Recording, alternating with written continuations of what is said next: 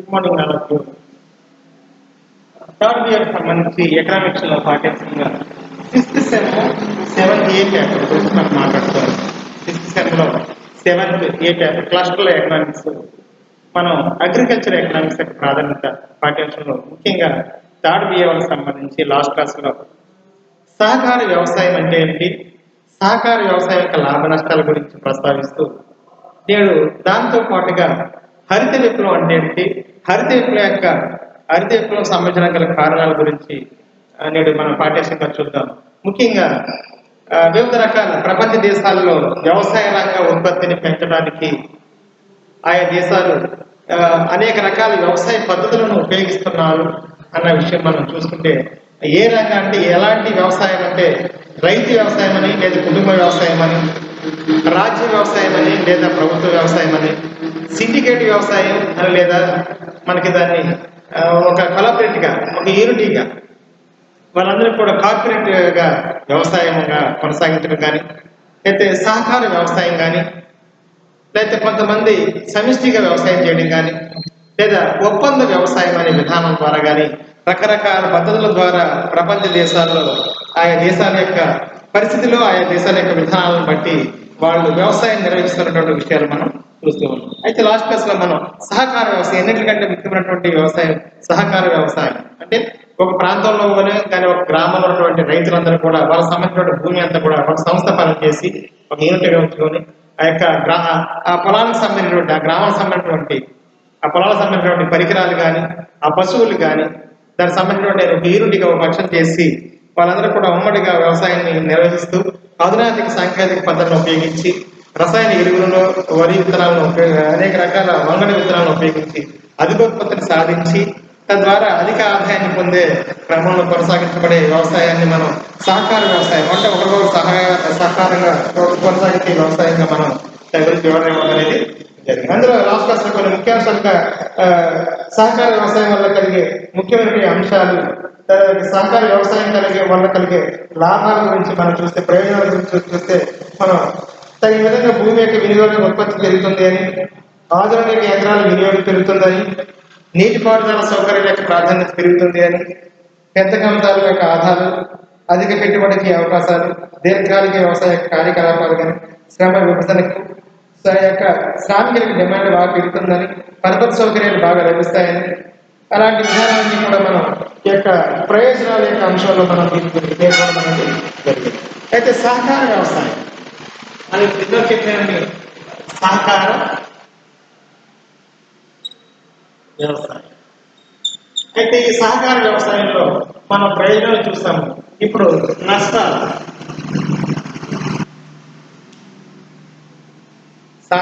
జనసాంద్రతకి ప్రాధాన్యత ఉంటుంది, ఉద్యోగులకు ప్రాధాన్యత పెరుగుతుంది, అధిపత్యం సాధించవచ్చు, యూనిటీగా ఉండటం విషయాన్ని కూడా మనం అధిక పెట్టుబడికి అవకాశాలు ఉన్నాయని చెప్పాము. అన్ని ప్రయోజనాల కింద చూసుకుంటే మరి ఈ యొక్క సహకార వ్యవసాయం వల్ల ఏమైనా సమస్యలు ఉన్నాయా, ఏమైనా నష్టాలు ఉన్నాయా? అయితే సహకార వ్యవసాయం వల్ల లాభాలే కాదు, ప్రయోజనాలే కాదు, నష్టాలు లేదా కొన్ని సమస్యలు కూడా ఈ సహకార వ్యవసాయం వల్ల ఉన్నాయి. ఏంటని చూస్తే నిర్వహణ సామర్థ్యం లోపించుట.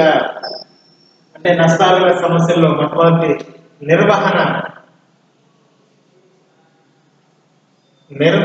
సామర్థ్యం లోపించుట. సహకార వ్యవసాయం నిర్వహించే క్రమంలో నిర్వహణ సామర్థ్యం లోపించడం.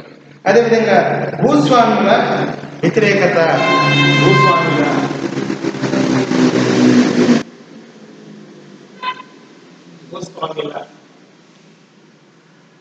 భూస్వాముల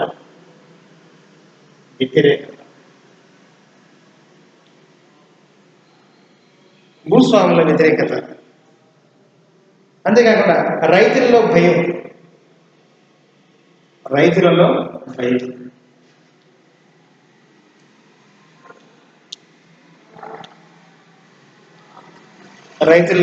భయం. అంతేకాకుండా బాధ్యత వహించరు.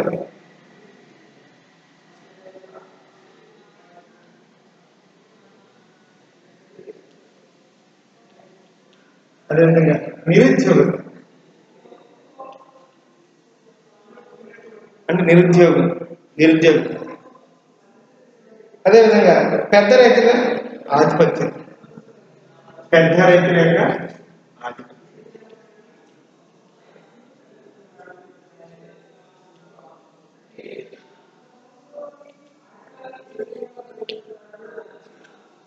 పెద్ద రైతుల యొక్క ఆధిపత్యం ఎక్కువగా కనబడుతూ ఉంటుంది. ఇందులో సహకార వ్యవసాయ సంబంధం. అంతేకాకుండా శిక్షణ పొందిన సిబ్బంది కొరతగా ఉంటారు. శిక్షణ పొందిన సిబ్బంది కొరత.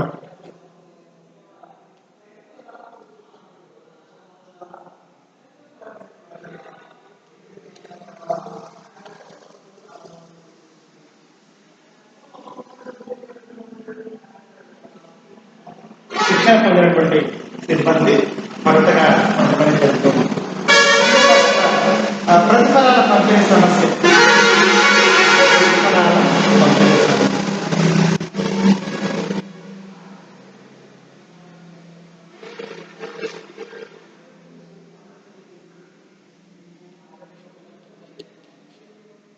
ప్రతిఫలాల పంపిణీ సమస్య ఇదొక ముఖ్యమైనటువంటి అంశం. అంటే నిర్వహణ సామర్థ్యం లోపించే విషయంలో, అంటే సహకార వ్యవసాయం కొనసాగుతున్నటువంటి క్రమంలో ఇవన్నీ కూడా మనకి ప్రతిబంధకాలుగా లేదా నష్టాలుగా లేదా సమస్యలుగా మనకి ఈ యొక్క సహకార వ్యవసాయం ద్వారా మనకి జరుగుతున్నాయి. లాభాల గురించి, ఈ యొక్క ప్రయోజనాల గురించి, ఉపయోగాల గురించి మనం లాస్ట్ క్లాస్లో దీని గురించి ప్రస్తావించాం.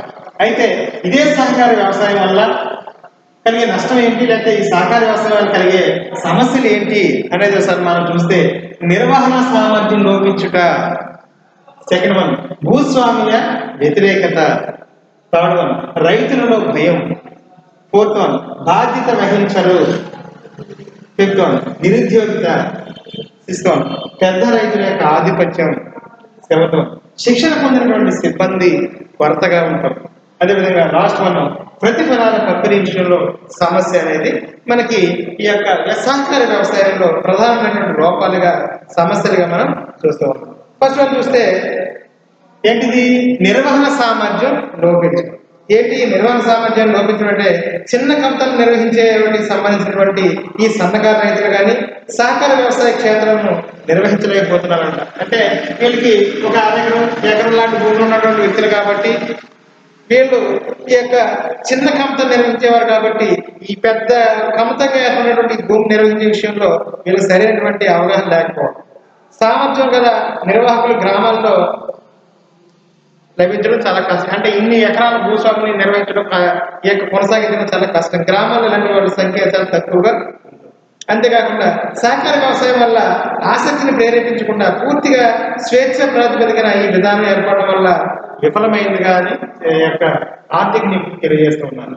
అంటే పూర్తి సామర్థ్యం, పూర్తి స్వేచ్ఛ ఇవ్వడం వల్ల వాళ్ళు చేస్తారులే, వీళ్ళు చేస్తారులే, అందరికి సంబంధించినటువంటి భూమి కదా అని ఈ యొక్క సహకార వ్యవసాయం పట్ల ఆసక్తిని ప్రేరేపించకుండా పూర్తిగా స్వేచ్ఛ ప్రాతిపదికన ఈ యొక్క విధానం ఎప్పుడైతే ఏర్పడడం వల్ల ఇది విఫలమైందిగా ఈ ఆర్థిక నిపుణుల యొక్క విధానం ద్వారా మనకి తెలుస్తున్నాం.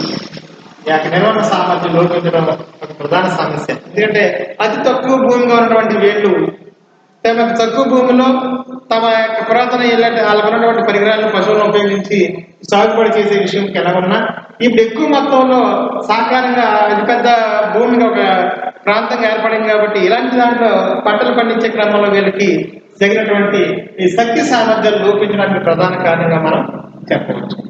అంతేకాకుండా భూస్వాములు, నెక్స్ట్ అంశం చూస్తే భూస్వాముల వ్యతిరేకత ఏంటి, ఈ సహకార వ్యవసాయానికి సంబంధించిన సంఘాలకు భూస్వాములు వ్యతిరేకులుగా ఉండాలంట. అంటే వీళ్ళందరూ కూడా కొన్ని వందల వేల ఎకరాలు సంబంధించినటువంటి ఎస్టేట్లుగా లేకపోతే ఎక్కువ మొత్తంలో ఎకరాలు కలిగినటువంటి భూస్వాములు వీళ్ళు కూడా కలిసిపోయి చిన్న చిన్న యొక్క చిన్న చిన్న పొలాలన్నీ కలిసిపోయి వీళ్ళు కూడా అతిపెద్ద భూస్వాములుగా ఏర్పడే క్రమంలో ఈ భూస్వాముల్ని ఏమంటారంటే వ్యతిరేకులుగా వీళ్ళని ఏర్పాటు చేశారన్నమాట. గ్రామ ప్రాంతంలో భూములు చిన్న సన్నకారు రైతులపై ఆధిపత్యం వహించారనమాట. అంటే ఇంతకుముందు ఈ యొక్క అరెకరం ఉండేది, ఇలాంటి ఎకరం భూమి ఉండేది, లేదా 3 ఎకరాలు 5 ఎకరాల భూమి ఉన్నప్పుడు ఈ యొక్క 20 ఎకరాలు 30 ఎకరాలుగా ఉన్నటువంటి భూస్వామి వీళ్ళ మీద పెత్తనం చెలాయించేవారు. ఈ సన్నకారు రైతులు, చిన్నకారు రైతులు ఉన్నటువంటి వీళ్ళు ఈ చిన్న వాళ్ళ రైతుల మీద పెత్తనం చెలాయించేవారు.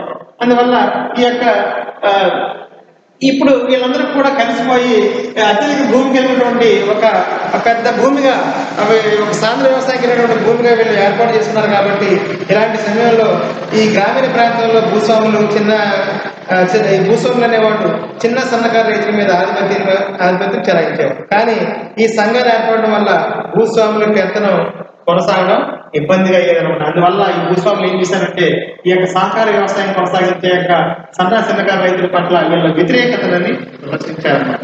భూస్వాముల యొక్క వ్యతిరేకత వీళ్ళ పట్ల క్లియర్ కట్ గా మనకి కనపడింది. నెక్స్ట్ థర్డ్ వన్ చూసుకుంటే రైతులలో భయం.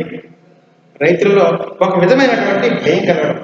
ఏంటి అంటే చిన్న సన్నకారు రైతులు కూడా ఈ సంఘాల పట్ల స్పందించడం ఇబ్బందికరంగా ఉంటుంది. ఈ సంఘంలో సభ్యులుగా చేరడం వల్ల వారికి ఉన్నటువంటి భూమిపై హక్కును కోరుకోవాల్సి వస్తుందని రైతులు భయపడుతూ ఉండేవారు. వాళ్ళ యొక్క స్థితి శ్రామికుల స్థితికి దిగజారిపోయిందని వాళ్ళు భావిస్తూ ఉండేవారు. ప్రతి ఇతరులో ఏమైనా మనం గట్టిగా మాట్లాడామంటే ఆ అందరిలో కలిసిపోయినటువంటి భూమి ఇప్పుడు మనది ఇండివిజువల్ గా లేదు, ఒకటిగా లేదు, వాళ్ళందరితో కలిపి భూస్వామ్యంగా ఉంది. కాబట్టి మనం గట్టిగా మాట్లాడితే ఆ భూమి అందరిలో కలిసిపోయినటువంటి భూమిగా అయిపోద్ది.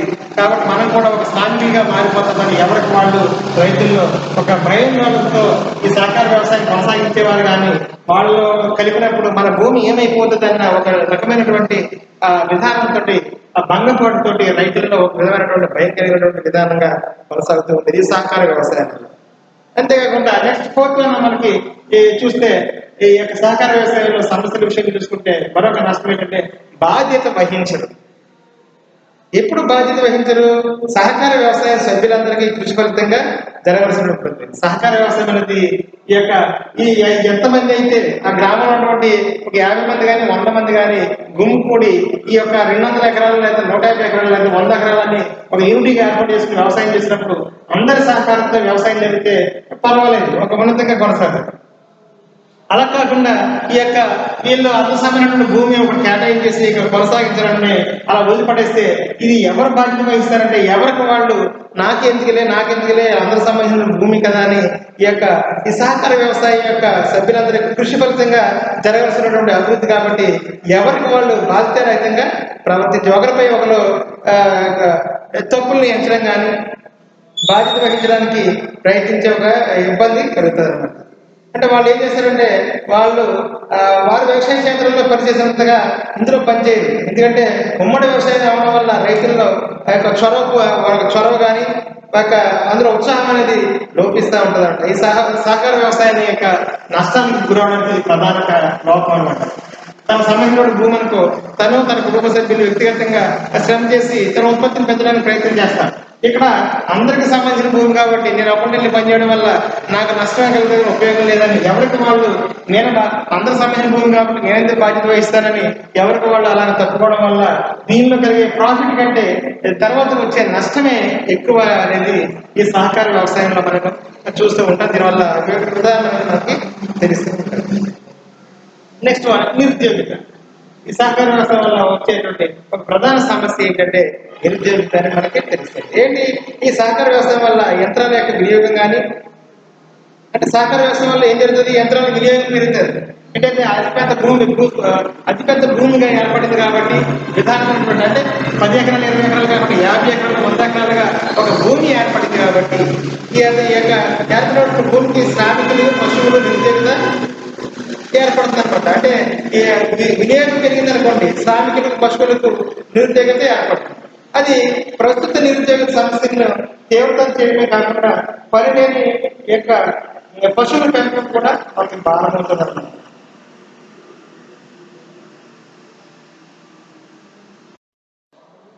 సంబంధించి ఇందులో నిరుద్యోగిత అంటే మామూలుగానే సహకార వ్యవసాయంలో ఈ యంత్రాలను ఎప్పుడైతే ప్రవేశపెట్టామో ఈ సహకార రంగంలో యంత్రాలు ప్రవేశపెట్టడం వల్ల సామాన్యంగానే నిరుద్యోగిత అనేది ఏర్పడుతుంది. ఎందుకంటే అందులో పనిచేసినటువంటి వ్యక్తులు పనిచేస్తారు కాబట్టి ఈ యంత్రాల వినియోగం పెరిగి శ్రామికులకి పశువులకి నిరుద్యోగిత మామూలుగానే ఏర్పడుతుంది.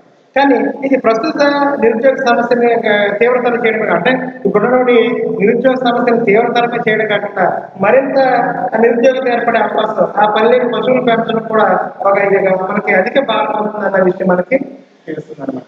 నెక్స్ట్ పెద్ద రైతుల యొక్క ఆధిపత్యం. ఈ విషయంలో చూసుకుంటే ఈ సహకార వ్యవసాయ నిర్వహణలో పెద్ద రైతుల యొక్క ఆధిపత్యం కొనసాగుతూ ఉంటుంది అనమాట. ఎందుకంటే వారి చిన్న రైతుల యొక్క ప్రయోజనాన్ని చాలా దెబ్బతీస్తారు. పెద్ద భూస్వాములకు ఈ యొక్క సన్నకారు చిన్న రైతులు తనతో సమానమైన సభ్యులుగా పరిగణించారు అనమాట. ఇది ఒక ప్రధానమైనటువంటి సమస్యగా ఉంది. ఎందుకంటే పెద్ద రైతులు ఏం చేస్తారు, కేవలం ఇక తమ కమతాల గరిష్ట యొక్క పరిమితి చట్టాల నుండి మినహాయింపులు పొందడానికి, ప్రభుత్వం నుండి లభించే రాయితీలు పొందడానికి మాత్రమే సహకార వ్యవసాయ నిర్వహణలో వీరు భాగస్వాములు అవుతారు. ఎందుకంటే ఈ పెద్ద రైతులు అనే వాళ్ళు ఎక్కువ మొత్తంలో భూమి ఉండడం వల్ల వాళ్ళకి కలిగినటువంటి విధానాన్ని, వాళ్ళకి ఉన్నటువంటి భూ పద్ధతులను ఉపయోగించుకొని వాళ్ళ యొక్క ప్రభుత్వం నుండి ఆ యొక్క భూ పరిమితి గరిష్ట చట్టాల నుండి మినహాయింపులు పొందడానికి, ప్రభుత్వం నుంచి వచ్చే రాయితీలు పొందడానికి పెద్ద రైతులు చిన్న రైతుల మీద ఆధిపత్యం చెలాయించడం జరుగుతుంది. కానీ చిన్న రైతులకి దీనిలో ఎటువంటి ప్రయోజనం లభించదు. ఎందుకంటే పెద్ద రైతుల యొక్క ఆధిపత్యం చిన్న రైతులని, సన్నకారు రైతుల్ని వీళ్ళు చాలా తక్కువ వారుగా ఎంచడం, తక్కువ వారుగా చూడడం అనేది జరుగుతుంది. అధిక మొత్తం నుండి భూమి యొక్క ఈ విధానంలో ప్రభుత్వం నుండి లభించే రాయితీల కోసం, ఇక భూ పరిమితి గరిష్ట పరిమితి యొక్క చట్టాల నుండి మినహాయింపులు పొందడం కోసం ఈ రైతులు దీనికి ఎక్కువ ప్రయారిటీ ఇస్తారనే విషయం మనకి తెలుస్తుంది. నెక్స్ట్ మనం చూస్తే శిక్షణ పొందినటువంటి సిబ్బంది అనేది కొరత. ఈ సహకార వ్యవసాయంలో ప్రముఖమైనటువంటి సమస్య ఏంటంటే శిక్షణ పొందినటువంటి సిబ్బంది కొరతగా ఉంది. ఏంటి సిబ్బంది యొక్క ప్రాధాన్యతకి కొరత ఏంటంటే అది విషయం చూస్తే సహకార అంటే మన ఈ సహకార సేద్యం చేయడం వల్ల శిక్షణ పొందినటువంటి సిబ్బంది కానీ నిర్వాహకుల యొక్క నిర్వహణలో ఈ యొక్క లాభాల పంట పండిస్తుంది. మనకి బాగా లాభం వస్తుంది. కానీ గ్రామీణ ప్రాంతాల్లో వీరి సంఖ్య తగినంతగా లేకపోవడం వల్ల అది ఒక ప్రధాన సమస్యగా ఉంది. శిక్షణ పొందినటువంటి సిబ్బంది ఉన్నారనుకోండి, ఈ సహకార వ్యవసాయంలో రకరకాలుగా శిక్షణ పొందినటువంటి సిబ్బంది యొక్క ఏ విధంగా సహకార వ్యవసాయం నిర్వహించాలనే విషయంలో ఉన్నతంగా దాన్ని కొనసాగించి లాభాలు పట్టడానికి, ఈ లాభాల యొక్క విధానంలోకి ఈ పంటలు తీసుకెళ్లవచ్చు. కానీ శిక్షణ పొందినటువంటి ఈ యొక్క నిపుణుల సిబ్బంది కొరత వల్ల గ్రామీణ ప్రాంతాల్లో దీనికి అంత ప్రాధాన్యత లేకుండా పోతుంది. దీనివల్ల యొక్క ఉత్పత్తి అనేది ఆ గరిష్ట స్థాయికి అందుకోలేనటువంటి పరిస్థితి ఈ యొక్క సహకార యొక్క వ్యవసాయ ప్రధాన సమస్యగా ఉండడం అనేది జరిగింది. నెక్స్ట్ మనం చూస్తే ప్రతిఫలాల పంపిణీ సమస్య. ప్రతిఫలాల పంపిణీ సమస్య ఇక్కడ ఏంటి? ప్రతిఫలాల పంపిణీ సమస్య అంటే ఈ సహకార యొక్క వ్యవసాయ రంగంలో భూములన్నీ కూడా ఒకే రకమైనటువంటి భూసారాన్ని కలిగి ఉండకపోవచ్చు. అంటే ఒక అరెకరం, ఒక దగ్గర, ఒక 3 ఎకరాలు ఉన్నాయి కదా. అంటే భూసారాన్ని బట్టి భూముల యొక్క పంట విధానం ఉంటుంది. ఒకసారి భూసారం బాగుంటే అధిక పంటలు పండుతాయి.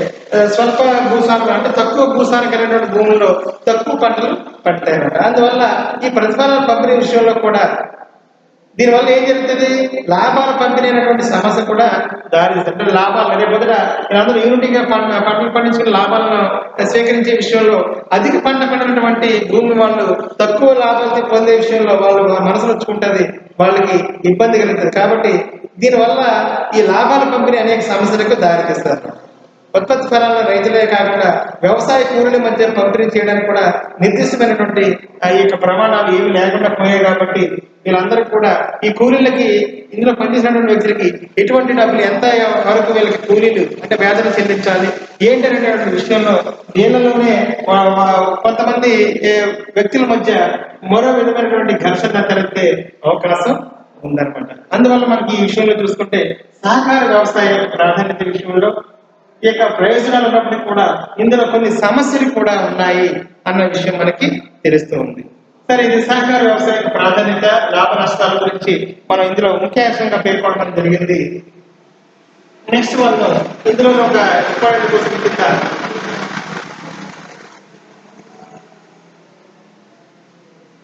హరిత విప్లవం అంటే ఏంటి, దానికి గల కారణాలు ఏంటి అనేది ఇప్పుడు మనం సెకండ్ వన్ చూద్దాం. ఇందులో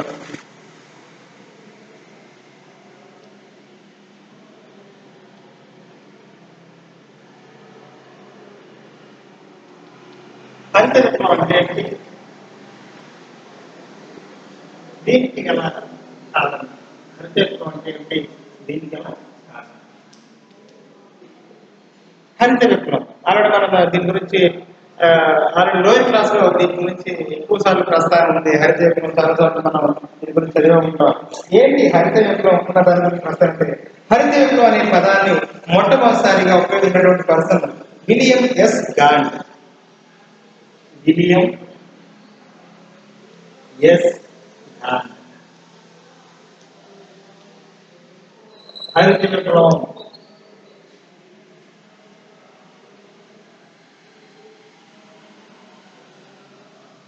హరిత విప్లవం అనేటువంటి అనే పదాన్ని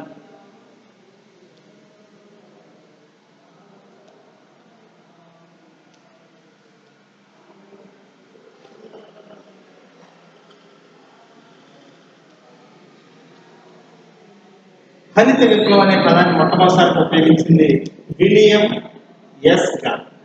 అయితే ప్రపంచ హరిత విప్లవ పితామహుడు అని ఎవరు పిలుస్తారు? Norman Borlaug. ప్రపంచ హరిత విప్లవ పితామహుడు, ప్రపంచ హరిత విప్లవ పితామహుడు అని ఎవరు పిలుస్తారు?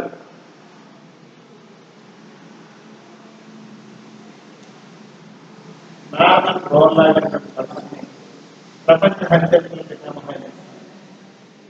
మరి భారత హరిత విప్లవ పితామహుడు, భారతదేశ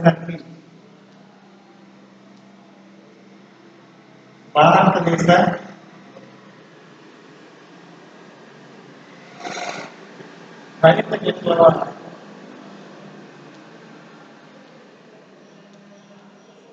భారతదేశానికి హరిత విప్లవ పితామహుడు అని ఎవరు పిలుస్తారంటే ఎంఎస్ స్వామినాథన్.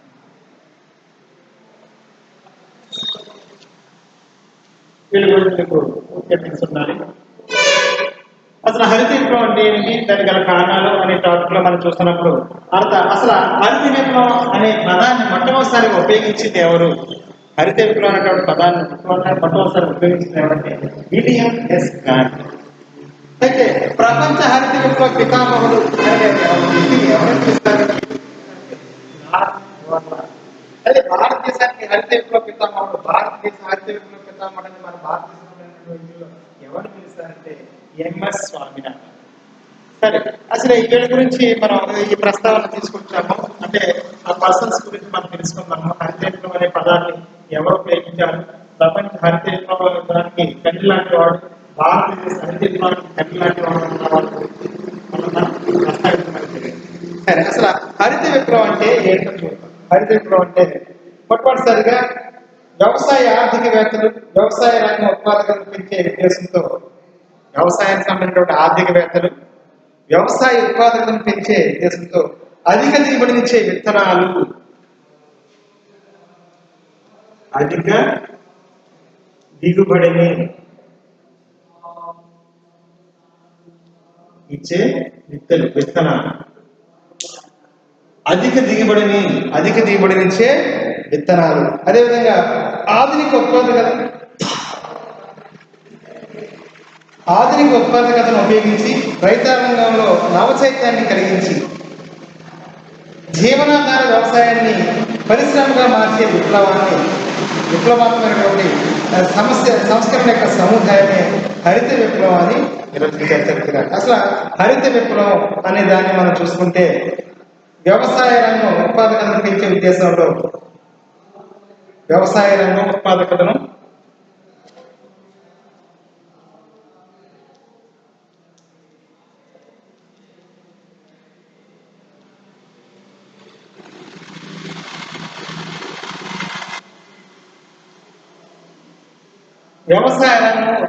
పెంచే విషయంలో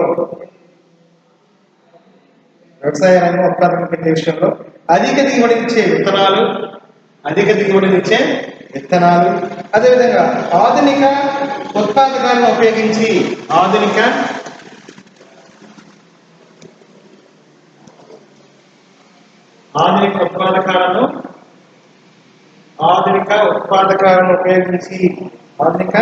ఉత్పాదకాలను ఉపయోగించి రైతాంగంలో నవచైతన్యాన్ని కలిగించి రైతాంగంలో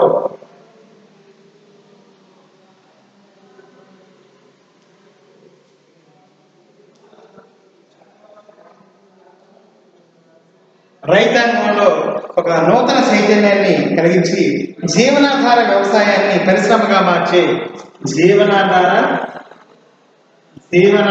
వ్యవసాయాన్ని పరిశ్రమగా, జీవనాధార వ్యవసాయాన్ని పరిశ్రమగా మార్చే విప్లవాత్మక సంస్కరణల సముదాయమే విప్లవాత్మక